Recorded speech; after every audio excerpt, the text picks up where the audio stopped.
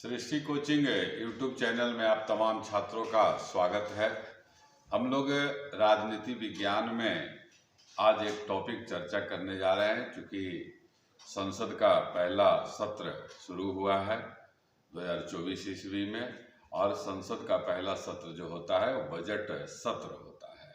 Budget सत्र से जुड़ा हुआ है साल का जो पहला बैठक होता है उसमें एक शब्द, क्योंकि राजनीति विज्ञान में आपको शब्दावली क्लियर रखना होगा, उसी में एक शब्द है अभिभाषण। आप देख रहे हैं नया वाला पार्लियामेंट का फोटो है भारतीय संसद का, उसमें जो है आपको एक शब्द आता है अभिभाषण।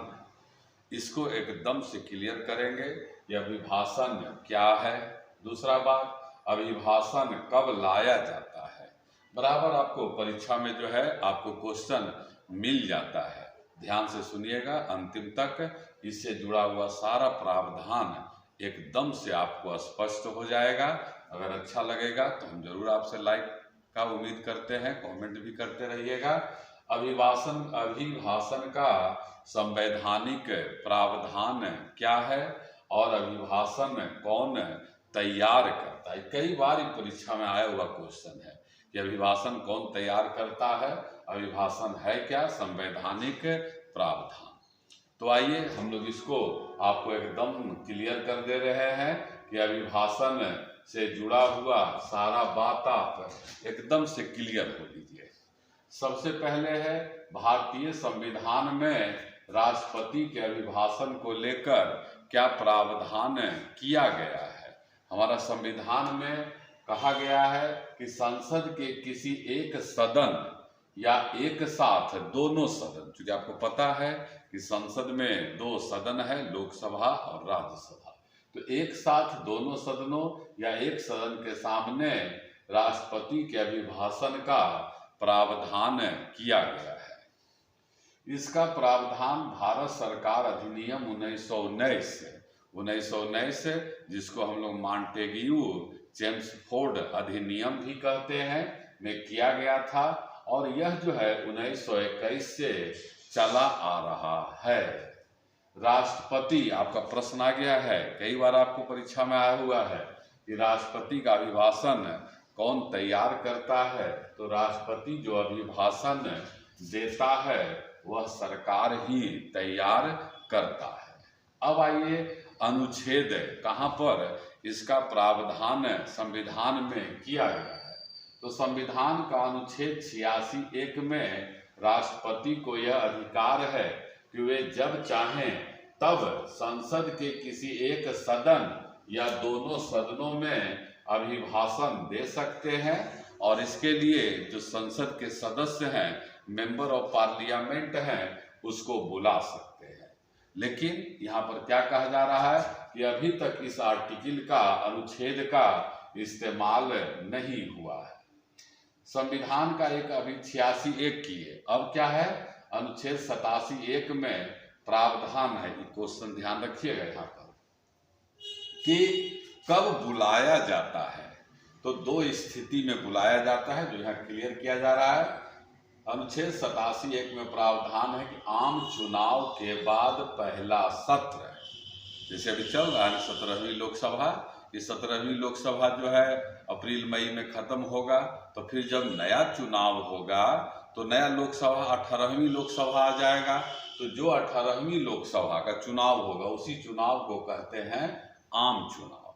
और आम चुनाव के बाद जो पहला बैठक होगा, जब लोकसभा का 18वीं लोकसभा का चुनाव होगा अप्रैल मई में, तो फिर जब सदस्य लोग चुनाकर आएंगे दिल्ली, तब उनका जो पहला बैठक होगा उसी के बारे में अनुच्छेद 87(1) में प्रावधान है कि आम चुनाव के बाद पहला सत्र, और प्रत्येक वर्ष के पहले सत्र में संसद के दोनों सदनों में राष्ट्रपति अभिभाषण देंगे। एकदम क्लियर रखिएगा कि राष्ट्रपति अभिभाषण कब देंगे और यह किस अनुच्छेद में प्रावधान है। अभिभाषण कौन तैयार करता है, सरकार तैयार करता है। फिर आगे, क्या राष्ट्रपति के अभिभाषण के बगैर सत्र शुरू नहीं हो सकता है, प्रश्न के रूप में है। कि संसद का जो कार्यवाही है वह बिना अभिभाषण के होगा कि नहीं, तो आंसर है नहीं, अभिभाषण जरूरी है। उसके बाद ही संसद का और भी कोई कार्यवाही जो है प्रारंभ होता है। साफ देखिए लिखा हुआ है, राष्ट्रपति का अभिभाषण संवैधानिक जरूरत है क्योंकि उनके अभिभाषण के बिना सत्र शुरू नहीं हो सकता और संसद के दोनों सदनों में साल भर में 3 सत्र मुख्य रूप से होते हैं, जिन्हें बजट सत्र, मॉनसून सत्र और शीतकालीन सत्र आपको बताया गया है। इसके लिए संक्षेप में BMW, B से बजट सत्र, M से मॉनसून सत्र और W से विंटर सत्र, 3 मुख्य रूप से है। लेकिन राष्ट्रपति अगर चाहेंगे तो विशेष सत्र भी जो है बुला सकते हैं। फिर अब आइए, चूंकि इसमें तीनों सत्र में सबसे पहला सत्र जो है बजट सत्र होता है, क्योंकि 2-3 दिन पहले संसद का बैठक शुरू हुआ तो उसमें जो है आ गया अभिभाषण। तो बराबर हमारा प्रयास रहता है कि राजनीति विज्ञान से जुड़ा हुआ जो शब्दावली है उसको क्लियर करके रखें। वर्ष में सबसे पहला बजट सत्र होता है, इसलिए राष्ट्रपति इसी सत्र में आपको देखिएगा थोड़ा सा डिस्टर्ब हो जाता है, आगे जो है आपका आ जाएगा कि अभिभाषण से जुड़ा हुआ जो जानकारी आपको दे रहे हैं।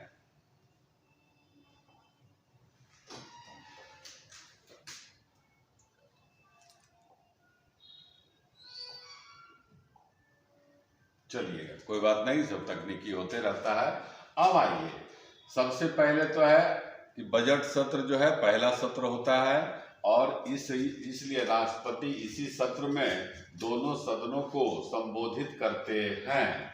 ध्यान दीजिएगा, जब भारत स्वतंत्र हुआ था और जब हमारा संविधान लागू हुआ था 26 जनवरी 1950 को, तब क्या प्रावधान था? तब प्रावधान था, यहाँ लिखा हुआ है 1950 में जब संविधान लागू हुआ तो राष्ट्रपति प्रत्येक सत्र को संबोधित करता था।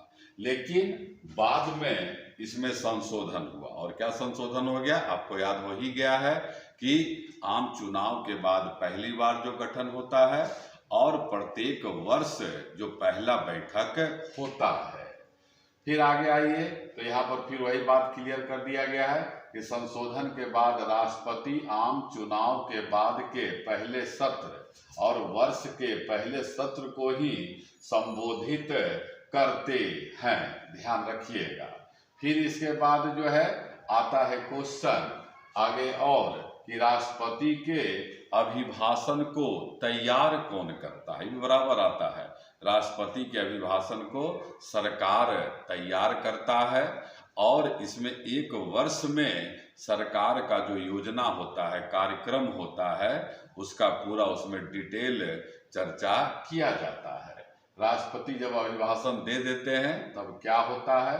राष्ट्रपति के अभिभाषण के बाद इस पर चर्चा होता है और इस चर्चा के लिए समय दोनों सदनों के अध्यक्ष तय करते हैं। क्योंकि आपको पता है लोकसभा में अध्यक्ष होते हैं और राज्यसभा में सभापति होते हैं, वही अभिभाषण पर चर्चा करने के लिए समय निर्धारित करते हैं और उसके लिए नियम है। कौन सा नियम है? लोकसभा का नियम 16 और राज्यसभा का नियम 14 है। ध्यान रखना है, 16 और 14।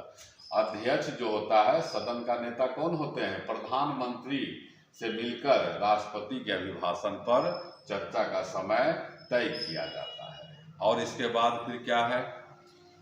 इसके बाद लोकसभा के नियम 17 के तहत सदन का कोई सदस्य धन्यवाद प्रस्ताव पेश करता है। धन्यवाद प्रस्ताव कब आता है इसको ध्यान रखिएगा, अभिभाषण के बाद आता है, यह भी प्रश्न है। और जिसका अनुमोदन कोई दूसरा सदस्य करता है और इसके बाद धन्यवाद प्रस्ताव पर जो है चर्चा होता है। ध्यान रखिएगा। यहाँ फिर याद रखिएगा लोकसभा का नियम 20(1) और राज्यसभा का नियम 18 के तहत धन्यवाद प्रस्ताव पर चर्चा का जवाब देने का अधिकार सरकार के पास होता है। इसमें या तो प्रधानमंत्री आकर जवाब देते हैं या कोई मंत्री जो है आकर जवाब देते हैं। यहाँ फिर क्वेश्चन है, राष्ट्रपति का अभिभाषण कितना जरूरी है? तो संसद को इस बात को जानने का अधिकार है, जैसा कि अभी आपको हम बताए कि अभिभाषण को तैयार कौन करता है? सरकार करता है। और इसमें होता क्या है? तो इसमें एक वर्ष का जो सरकार का योजना है, कार्यक्रम है, उसका चर्चा किया जाता है। तो जरूरी क्यों है? इसलिए जरूरी है कि संसद को इस बात का जानने का अधिकार है कि सरकार क्या कर रही है और क्या करने वाली है। इसलिए राष्ट्रपति संसद को संबोधित करते हैं और सरकार की नीतियों और कामकाज के बारे में जानकारी दिया जाता है। इसीलिए राष्ट्रपति का अभिभाषण सरकार तैयार करता है। ये भी क्वेश्चन है, अगले 1 साल का कामकाज का ब्यौरा है। इस तरह से फिर क्वेश्चन है, क्या संसद के सदस्य राष्ट्रपति के अभिभाषण पर सवाल उठा सकते हैं? तब इसका जवाब है नहीं। अभिभाषण पर संसद के सदस्य किसी प्रकार का कोई सवाल या प्रश्न नहीं उठा सकते हैं। तो आप देख रहे हैं, आपको अभिभाषण से जुड़ा हुआ तमाम जानकारी सरल भाषा में उपलब्ध करा दिया गया है। हम समझते हैं आपको निश्चित रूप से यह जानकारी अच्छा लगा होगा। अगर आप हमारी चैनल पर पहली बार आए हैं तो हम आपसे ज़रूर आग्रह करेंगे कि इसे अधिक से अधिक शेयर करें, लाइक करें, कमेंट करें। धन्यवाद।